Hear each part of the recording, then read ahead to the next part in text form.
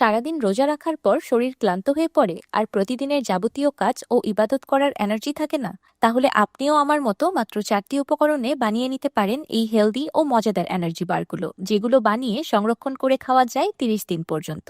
যারা ডায়েটে আছেন আর চিনির তৈরি খাবার অ্যাভয়েড করেন তারাও গিল্ট ফ্রি ডেজার্ট এনজয় করতে পারবেন যখন তখন। আসসালামু আলাইকুম everyone, I am chef Ishika. Welcome back to iFood channel.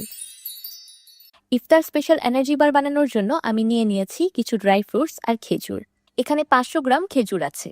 আমি মেডজুল খেজুর ব্যবহার করছি, আপনারা আপনাদের পছন্দ অনুযায়ী যে কোনো খেজুর ব্যবহার করতে পারেন।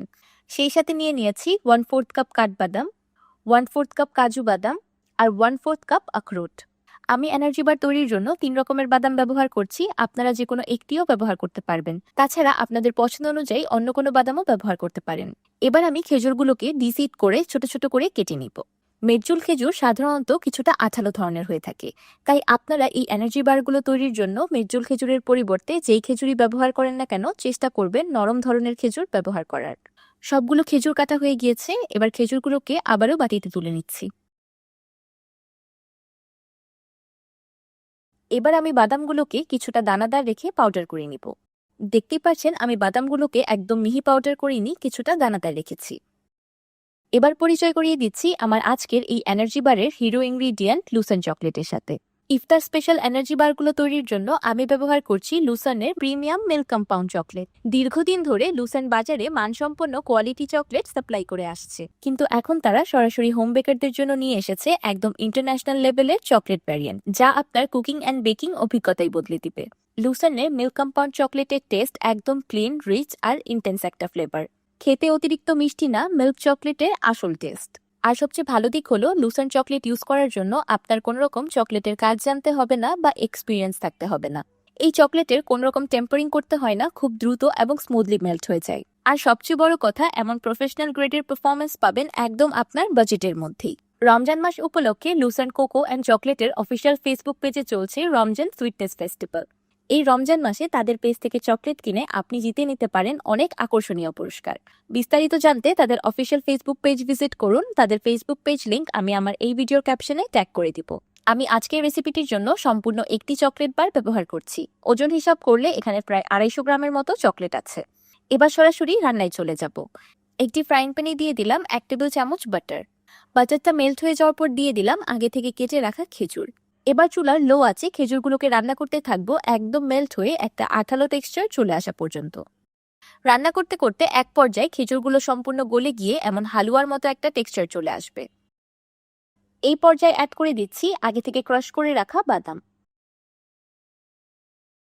এবার সবকিছু একসাথে খুব ভালোভাবে মিক্স করে দিব। খেজুর বাদাম দিয়ে তৈরি এই এনার্জি বারগুলো বানানো এতটাই বেশি সহজ যে কোনোদিনও রান্না করেনি সেও প্রথম চেষ্টায় তৈরি করতে পারবে। শুধু ইফতারে নয়, যদি সেহরিতেও এমন একটা এনার্জি বার খেতে পারেন তাহলে সারাদিন একদম এনার্জেটিক ফিল করবেন। আমি একটি পাতিলে পরিমাণ মতো পানি দিয়ে হালকা গরম করে নিয়েছি। দেখতেই পাচ্ছেন পানিটা সিমারিং পর্যায়ে আছে। এবার পাতিলের উপর বসিয়ে দিচ্ছি চকলেটের বাটিটি। এবার এই গরম পানির তাপে ডাবল বয়লিং পদ্ধতিতে চকলেটগুলোকে মেল্ট করে নেব। মাশাআল্লাহ, দেখতেই পাচ্ছেন চকলেটগুলো কত ইজিলি মেল্ট হয়ে গেল কোনো রকম ঝামেলা ছাড়া। চকলেটটা মেল্ট হয়ে যাওয়ার পর একদমই গ্লসি অ্যান্ড শাইনি দেখা যাচ্ছে। সবগুলো চকলেট খুব সুন্দরভাবে মেল্ট হয়ে গিয়েছে। এবার এটাকে চুলা থেকে নামিয়ে নিব। খেজুর বাদামের মিশ্রণটাকে আমি একটি বেকিং পেপারের উপর নিয়ে নিয়েছি। এবার হাতের সাহায্যে এটাকে একটা লম্বা রোলের মতো শেপ দিয়ে দিব। আপনাদের হাতের কাছে এমন কোনো বেকিং পেপার অ্যাভেলেবেল না থাকলে কোনো সমস্যা নেই, আপনারা এই কাজটা ক্লিন কিচেন কাউন্টার টপের উপর অথবা চপিং বোর্ডের উপরও করতে পারবেন। এই শেপ দেওয়ার কাজটা হালকা গরম থাকা অবস্থায় করতে হবে, না হলে পরবর্তীতে মিশ্রণটা শক্ত হয়ে যাবে। রোলের ঠিক মাঝখানে একটা স্পেস তৈরি করার জন্য আমি একটি স্প্যাচুলার হ্যান্ডেল নিয়ে নিয়েছি। এবার স্প্যাচুলার হ্যান্ডেল দিয়ে চেপে চেপে মাঝ বরাবর একটা স্পেস তৈরি করে নিব। আপনাদের কাছে এমন কোনো স্প্যাচুলার হ্যান্ডেল অ্যাভেলেবেল না থাকলে আপনারা এই শেপটা হাত দিয়েও দিতে পারবেন। দেখতেই পাচ্ছেন স্প্যাচুলার সাহায্যে চেপে চেপে আমি একটা ডিপ স্পেস ক্রিয়েট করে নিয়েছি। এবার এই মাঝখানের অংশে দিয়ে দিচ্ছি আগে থেকে মেল্ট করে রাখা চকলেট। স্পেসটা যত ডিপলি ক্রিয়েট করা হবে তত বেশি চকলেট ভিতরে ফিল করা যাবে। আমি যতটুকু চকলেট মেল্ট করেছিলাম আমার এখানে সম্পূর্ণ চকলেটটাই লেগেছে। একটি পাইপিং ব্যাগের ভিতর আমি সামান্য কনডেন্স মিল্ক ফিল করে নিয়েছি। এটা একদমই অপশনাল, আপনারা ইচ্ছে করলে এটাকে টোটালি স্কিপ করতে পারেন। এটা আমি জাস্ট দেখার সৌন্দর্যের জন্য করেছি, আর কিছুই না। এবার আমি এনার্জি বারটাকে নর্মাল ফ্রিজে রেখে দিব সম্পূর্ণ সেট হয়ে যাওয়া পর্যন্ত। এটা সেট হতে বেশি সময় লাগে না, 10-15 মিনিটের মধ্যেই পারফেক্টলি সেট হয়ে যাবে।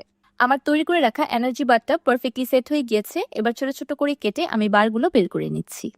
মাশাআল্লাহ, দেখতেই পারছেন বারগুলো কত ইজিলি কাট করা যাচ্ছে আর দেখতে কতটা বেশি সুন্দর লাগছে।